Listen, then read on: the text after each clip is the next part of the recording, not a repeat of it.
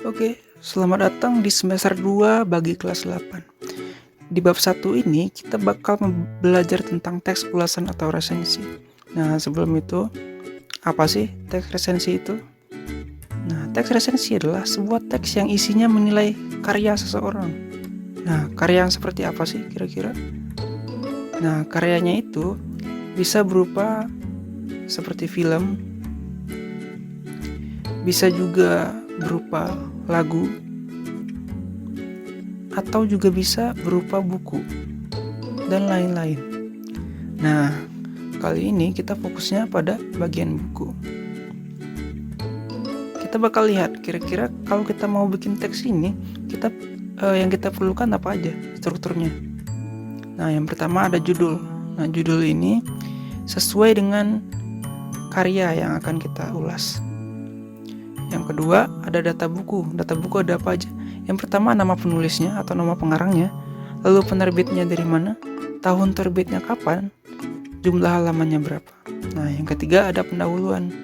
Nah, pada pendahuluan ini berisi info singkat tentang buku yang akan kita ulas.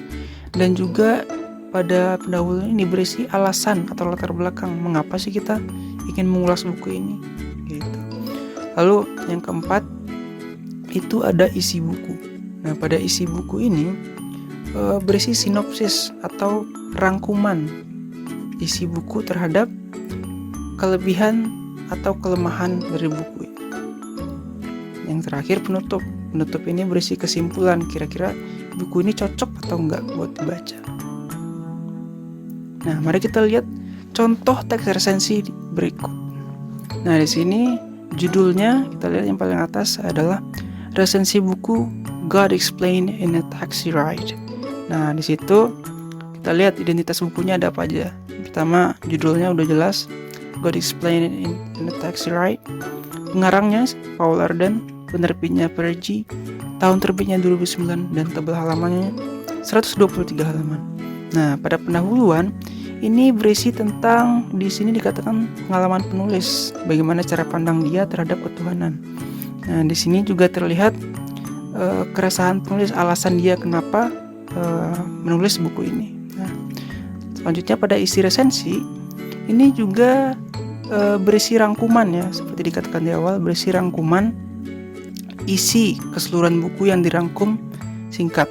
Nah, pada isi inilah juga terdapat nanti kita menjelaskan tentang kelebihan dan kekurangannya. Nah, di sini kelebihannya kita bisa lihat bahasa yang mudah dimengerti, lalu juga ada penulis tidak ada kesan untuk memojokkan kepercayaan tertentu. Lalu juga ada keunggulannya yaitu untuk saling menghormati dan menghargai perbedaan. Lalu kekurangannya apa aja?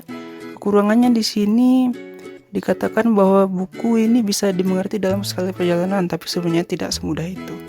Lalu kesimpulannya, buku ini merupakan buku filosofi, cocok dibaca oleh orang berpikiran terbuka, dan perlu analisa lebih lanjut tentang apa yang dibaca. Begitu. Nah, itu adalah contoh teks resensi.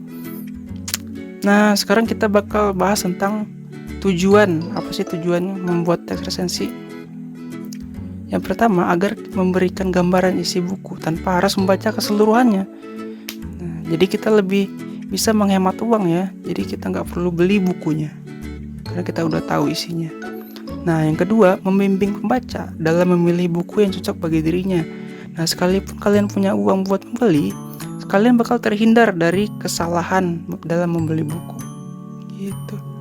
Find me on YouTube and TikTok for more videos.